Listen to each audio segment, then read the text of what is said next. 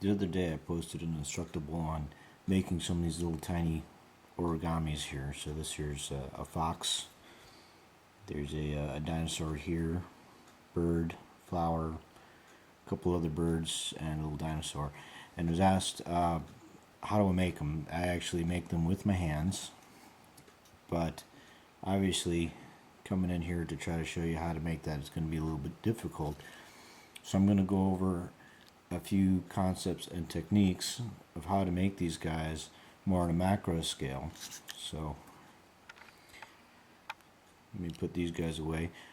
This is a nice little box, by the way, that I was able to make. I'll someday put up one of these Instructables for this one, although this isn't my design for this box. So these little guys are made out of regular computer paper or bond paper or plain paper, depending on what your background is going to be. You can call it different things. It holds a crease fairly well and is very cheap and readily available. The problem you run into is scale. This paper here, it's probably in the area of about 3, 5, 10 thousandths of an inch thick, whereas we've got it, probably about 3 inches wide. So that's a pretty good ratio. Now when you start getting down to smaller scales, the thickness is relatively large. Now in order to show you these techniques, I'm not going to be able to use this thin paper because it's not going to move the same way. Now we're going to start, as we scale down, to use thicker and thicker paper. So I've gone with this cardstock here. This is regular note card paper. And as we progress along, I'm going to go down to even smaller scales, and we're going to use some different paper to simulate that. So you can imagine, it's almost like you're going to be trying to fold it with your fist. So what you have to do is you have to gently come along and take advantage of the fact that being so thick, it's not going to immediately crumple. Come along and line the edge up until you like it. Once you have it there, then you can start to roll your edge out. Another thing you'll have to accept is the fact that at these small scales, things are not going to line up quite properly. Your paper is not going to be quite square because any deviation is going to show up really big in this paper here. It's almost like rolling a cigarette. You're going to just roll it up until you're about where you want it to be, and then you just have to slowly massage your paper down until you have the crease that you want. You notice how it wants to skew off to the side here. See, it's fighting me, and you gotta coax it. So maybe you push it a little bit more this way, coax along, till finally you're there. And then you can grab it, hold it flat,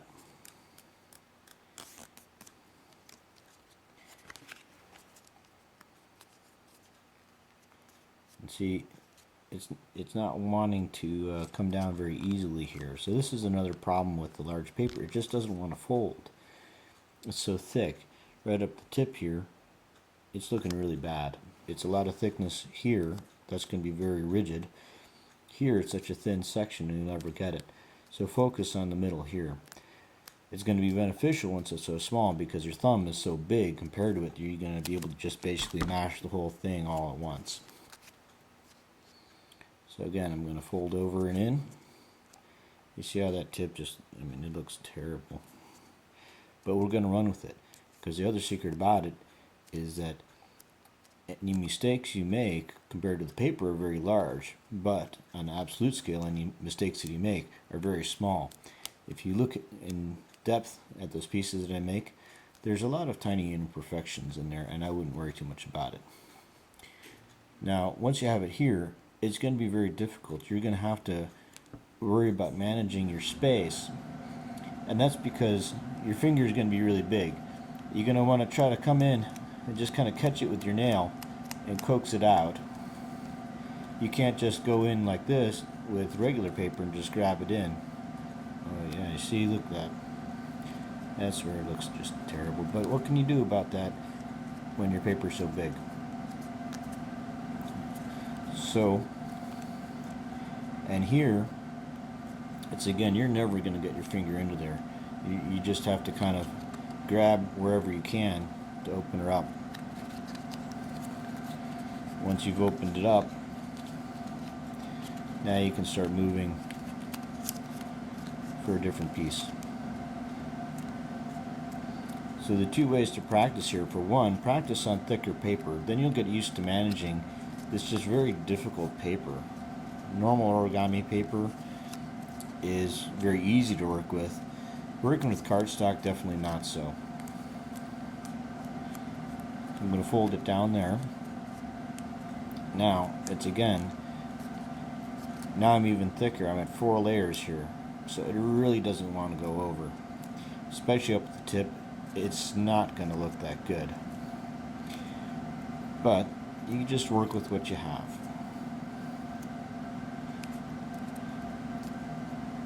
So we're going to just go with this basic crane, which if you're in origami, it's probably the first model that you learned to make. I know it was one of the first models that I learned to make. So you're going to come up. You see here the layers are, again, it's very thick. The layers are not going to want to fold in. So just fold in really as best as you can, because again, nobody's going to see that. When it comes down to it, that's going to be incredibly tiny. And the people that are going to see it are really the people that nobody's going to be listening to anyways, because they're the nitpickers that everybody hates. Everybody's going to be focusing on how tiny it is and how cute it is. And so again, you can see, the tail's maybe not so great. The tips don't line up all that well. But when you pull it out, it's pretty decent. So there you go, there's a paper crane. So let's go up a notch. We're going to go smaller this time. So here's regular bond paper, so when I go smaller, I'm going to stick with the bond paper. Okay. So here I'm going to do a fox. And there's a great book out there if you're into origami called Origami Omnibus. So, and that's where this fox model comes from. So now that it's folded in half, you see I'm going to kind of, it's kind of like rolling a cigarette. I'm going to coax it into position, and then we just gently massage it down. That way I'm not stuck with a bad crease. If it starts coming out of line, I can start moving out of the way. One of the other benefits is that when you're working with tiny things, your fingers are going to sweat. And as your fingers sweat, it's going to help mash down the paper a little bit. So that's going to be a benefit for you. And fold down the sides. If you are looking for the pattern for this, again, the book to look for is a book called Origami Omnibus. So now that I've bent that down, let's see again, this is kind of why I'm trying to show you in slightly larger scale models. So I'm going to tab these guys in. Now that I'm coming over, it's again, you kind of catch the edge with your thumb, and you kind of massage it down in there. Catch the edge with the thumb, massage it down in there. Make the paper nice and relaxed and happy with these constant massage. So again, we're starting to come over, and I've got to just grab it, and I've just got to make the initial bend, which is really quite an easy bend here. And then I start kind of rolling it in my fingers, slowly coaxing it down into position.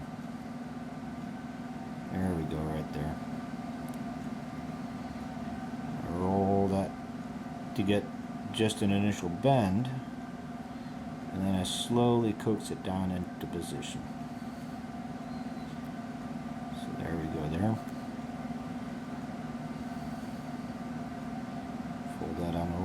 again, keep your folds tight. If you get in the habit of making really tight, neat folds when you're working the large scale, when you come down to the small scale, then that's going to be beneficial for you. So I'm going to pull it out here. Again, I'm just going to slowly kind of push it in. I can see there that I'm not quite in line, but that's okay because, again, nobody will notice except for you guys that are watching this because I'm pointing it out. It's that tiny. So then I've folded that over there. Again, coax it over. And just kind of, what you do is you catch the edge and then you kind of jam your finger into there to get into there. And you just set up, your thumb makes a good pick here, and you can kind of push it over off your thumbnail. But to get that nice crease, so again, you coax it into position and then you nail it down. Coax it into position and nail it down, and then you can come on over. We're doing pretty good. Just kind of make sure everything's good and tight there. Now I'm going to come around. So you got to catch it with my nail, pull this out. Got to catch it with my nail to pull this out. This is, again, I'm not trying to teach you how to make a fox. I'm trying to show you kind of some of the techniques that I use.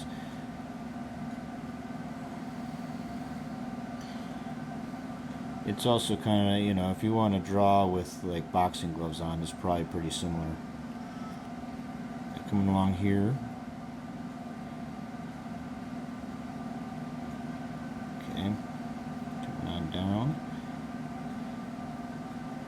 Sometimes it gets so small it's more like kind of sculpture with clay, just kind of pushing it more or less into the right position. So these big folds, they make it a lot easier because you can still fold that in the traditional way. I'm going to come up here.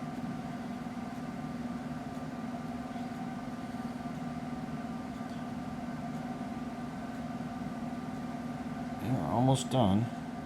See, this is why you can see that there's a little bit of boredom here for you guys, I'm sure, because you can't see anything except for my fingers. This is why I'm trying to do some demonstrations on the large scale with just the thicker paper, just to show you that it really can be done. It can be done with just your fingers. So there you go. There is a little fox right there. So put that with his brothers. Book, by the way, that I mentioned for that fox, there's Origami Omnibus, Paper Folding for Everybody, by Kunihiko Kasahara. And this, by the way, is the best book on origami that I've ever seen. It is really outstanding. Buy it, please, because it's just really great. There's a lot of awesome models, but it also has a lot of detail into the process of making origami. So now we're going to step up the thickness again. I don't have a whole lot of really good thick cardstock, and I do eat a lot of cereal, including Jozo's, let's call it for Trader Joe's. And so when I need cardstock, I just cut up my boxes of cereal. So here again, we're going to go back to the paper crane model. And so for that, again, the problem with this, it's really stiff. So now when I want to try to fold this over, it's just really not wanting to go over, and it'll tend to buckle a little bit. So you got to coax it over, and then you just kind of start massaging it into there to get it into shape. And that's one of the big difficulties with working with this paper. If you work with thinner paper, this is less of a problem, but then you make smaller things and then you're back to where you were before. You'll also notice, by the way, this is really not quite square, And anytime you have that, that's going to cause you additional problems. So again, we kind of fold over. Now with this cheap cardboard, it will probably start to tear also, but you can see how really meaty those creases are. So it's another difficulty. If you get over the difficulty of that, that's going to help you out a lot. The second thing that you'll run into is just your own fingers. And so that's another matter that I can't really demonstrate here, except for showing you my fingers keep constantly running into each other. So folding over here, you get used to some of those difficulties. So again, here, especially right there, that crease just strengthens the paper significantly. And here, your length to thickness ratio is so small, just is a real bear. And so you just gotta, it's not so much this gentle fold, it's more just kind of cramming it into position here. And I grab it and I cram it into position here. There we go, and you can see how it's not gonna fold over well. You're gonna have a lot of overlap, and you can push it in place. You saw me doing that with the Fox. You just gonna make them as tight as you possibly can, because you're gonna really need it.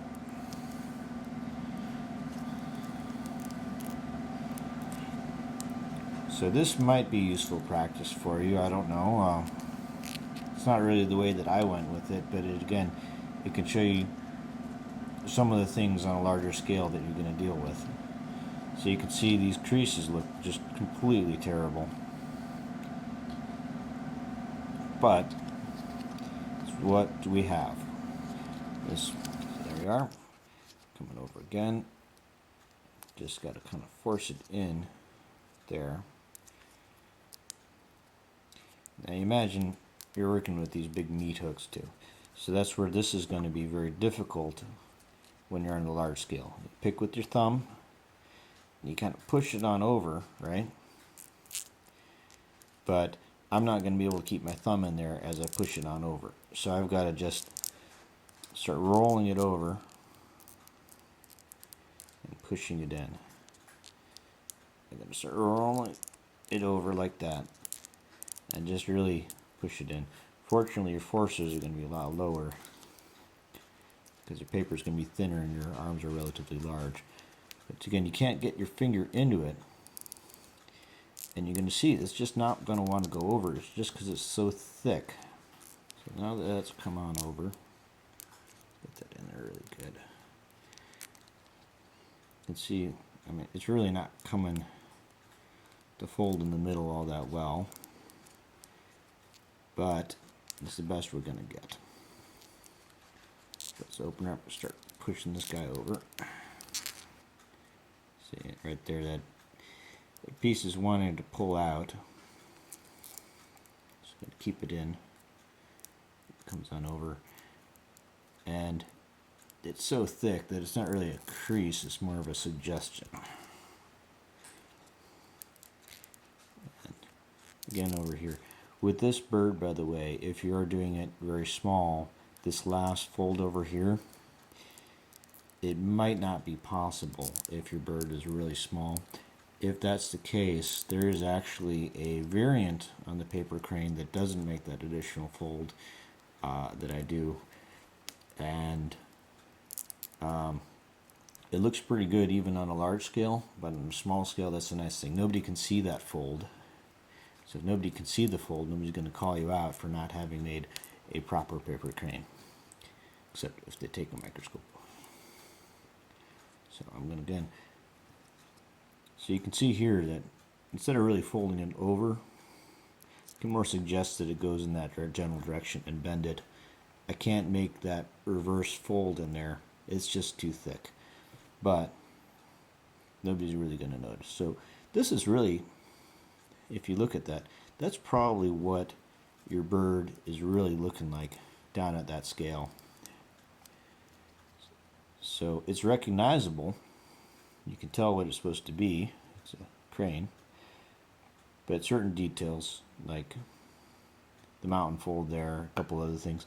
They're not quite up to par, but it's good enough.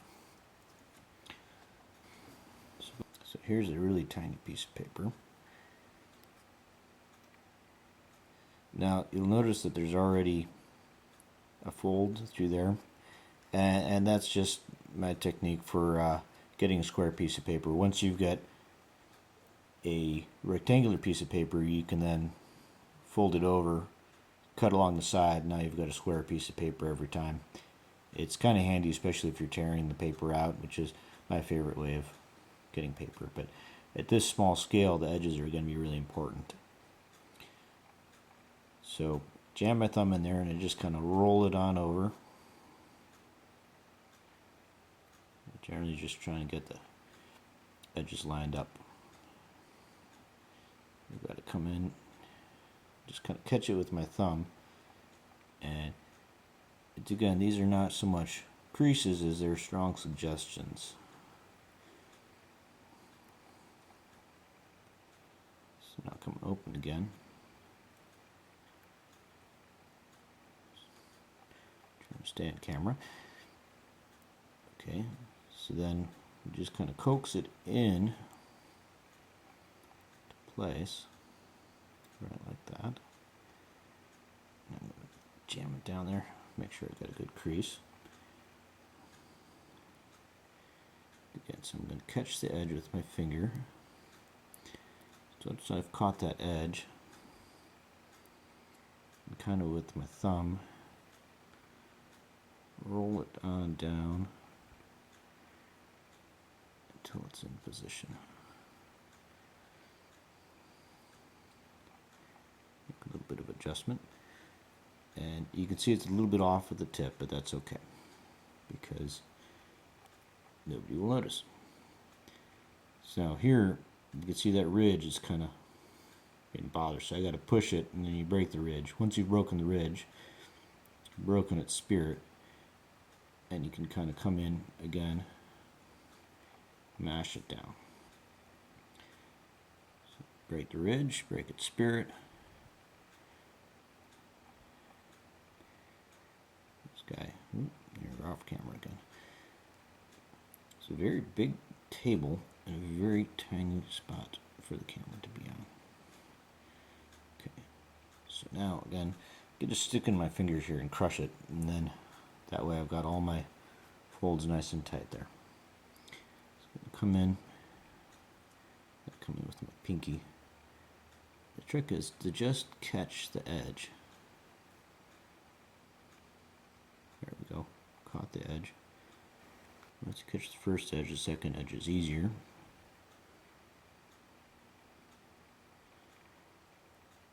So you've caught the second edge. I catch that third edge. You'll notice, by the way, my fingernails are not very long. You don't need long fingernails. Your fingernails are not tweezers. So slowly, I gotta come in, got the two pieces in here because I gotta open this up again. Just gonna coax it on open, getting the pushing edges in where I want them to be. We're gonna coax them in along those folds. Remember, this paper, those folds in there, if you zoomed in really tight, they probably look a lot like that piece of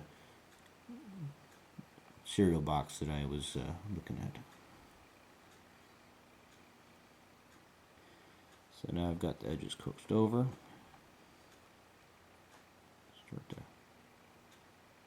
pull it all in. I'm just going to follow its previous creases.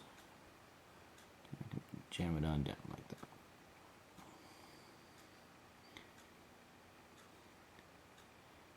Catch the edge. You don't need to grab it necessarily. You need to be able to direct it, not to grab it. I mean, you can barely get it with your fingertips, but there you go. So then I'm going to try to catch the edge of it there. I can get my finger in, push it down. It's pretty far along. You can see some of my folds are not great, so let me see if I can adjust those folds a little bit.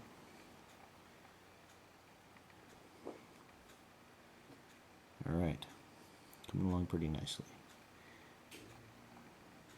So this is, again, this is where it's really tough. So you got to catch the edge, and I'm gonna see my fingernail down there, or my thumbnail right there. I'm gonna catch the edge and I'm gonna push it against my thumb. I'm gonna roll it on in. Again, catch it against my thumb. Okay. Pick it with put my fingernail down and push it up against the edge of my fingernail. That's again to break that spine, that ridge. You gotta break the ridge. Those are the strong points. Once you've broken the ridge, then the rest is fairly straightforward. Push against my finger. Push against my finger to break the ridge. Come on down there. So now I've got all four pushed along in the middle. Now you'll see that again, just like my cardboard one, the edges don't quite come in. I'm going to catch my finger into there, try to spread it out a little bit. I'm going to try to catch the tip with my finger. Now at this point, if it unfolds a little bit, I'm not going to really care. I'm going to coax it on over, and I'm going to jam my thumb in there to try to bring it around. So again, I'm going to try to get my fingernail into there to spread it. And once it's spread, now I can pull it on down, and I can jam my fingernail in there to again make that second fold.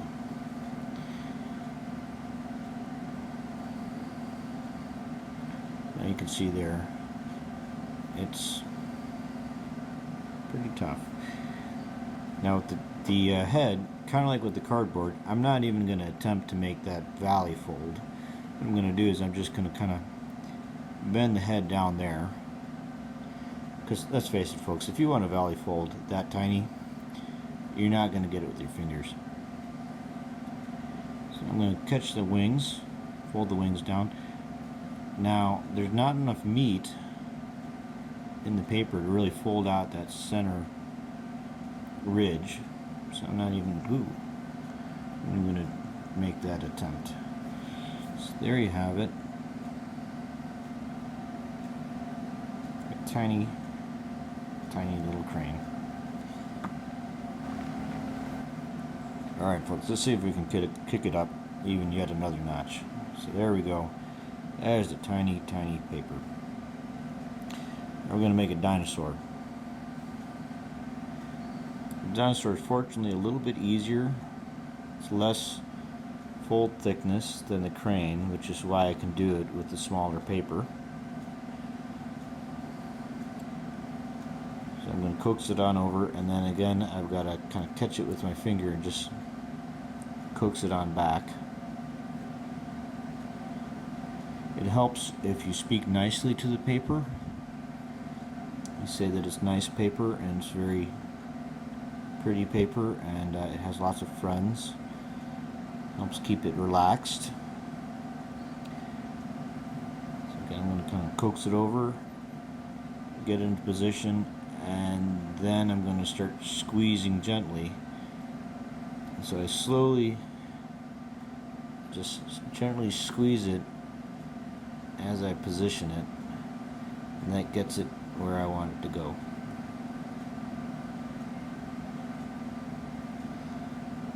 Just catch the edge with my thumb to open it on up.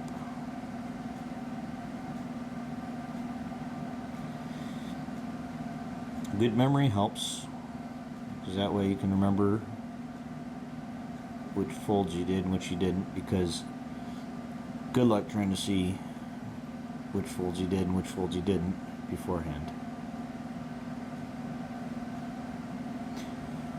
Okay, Now it's again, this is a pretty common form here, this dinosaur. And so I'm not gonna try to show you how it's made. I'm just gonna try to show you how to make it tiny. So you just kind of push it in.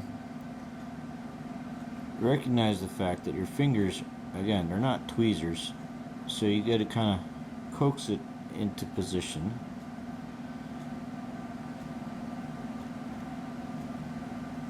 Pull that one on over. Boom. It's getting pretty small. Let's coax this. So now I've got to catch that with my finger. Now these are making little legs. The dinosaur is kind of like a Loch Ness monster. You can see a picture of it in my other Instructable.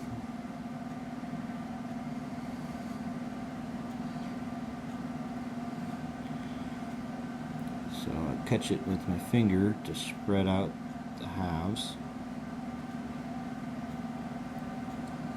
Bend this up.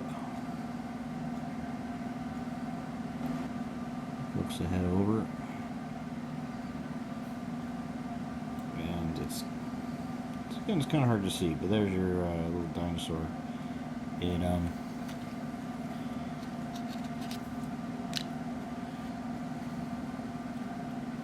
This is kind of the bigger brother of that dinosaur there.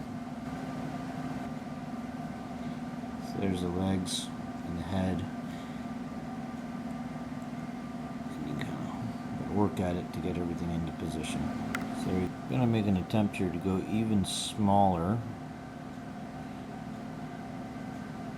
This is with a simplified version of that original crane.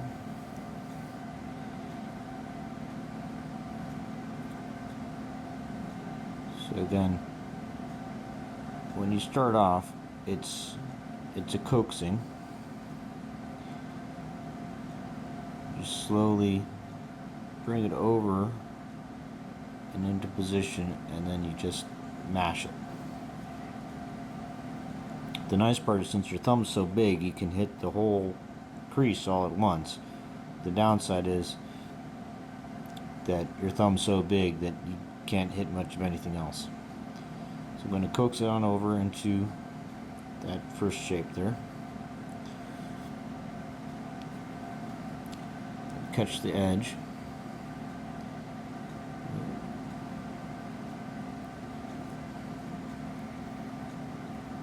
And if I grab the edge and I push a little bit, you can see it starts to roll on over.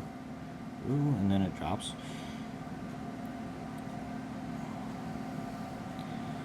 It'll roll on over, and then I get a good stiff seam on it. I'm going to do this one now. Roll it on over. Just kind of coax it. Push the edge. Just kind of worry it on into position. There we go.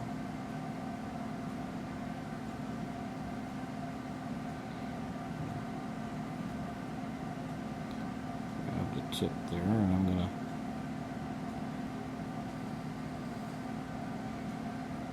push it on in.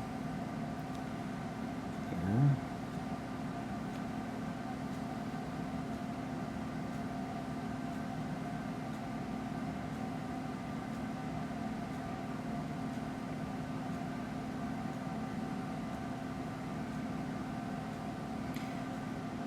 There's a certain amount, it feels kind of like you're working with clay rather than paper, because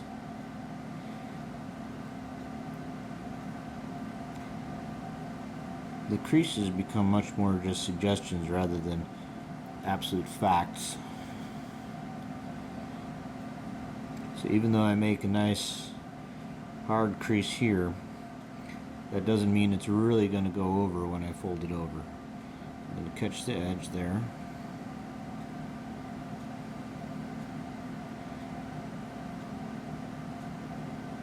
Come on over. Get in.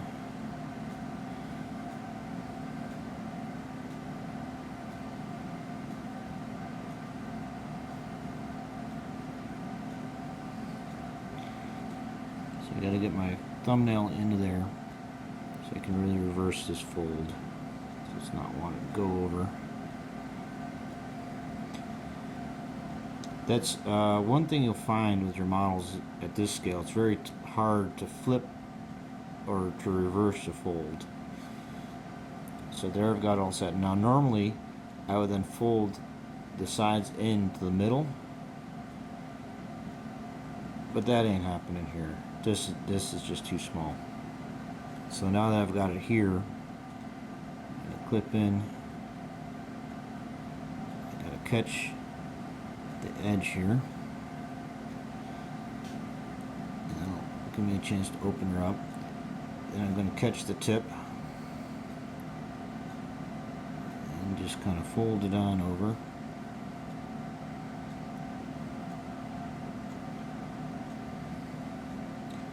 Again here, catch the edge there, fold it on over.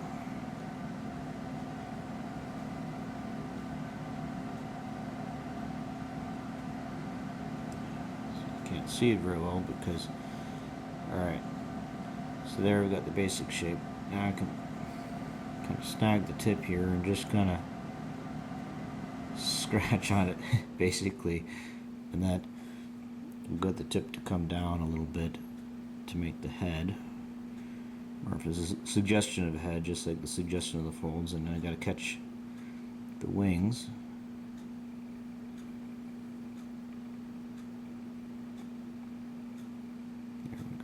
Caught the wings, and then there, tiny little bird.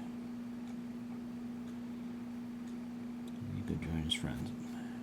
So this is a small collection of some of the guys I made. Since the techniques for making them that small are kind of like the same techniques you use to make clay, you can change that over and, well, make things out of clay. So here's a little penguin. Maybe that'll be my next Instructable. I hope you enjoyed this. Please comment. I really appreciate comments. That's kind of what keeps me going on these. And I really hope you enjoyed doing this folding. Really, the question about this is not how small can you make them. It's how small do you want to make them. That's kind of, how small can you get them? How much can you hold your breath without blowing it off? Good night. Good folding.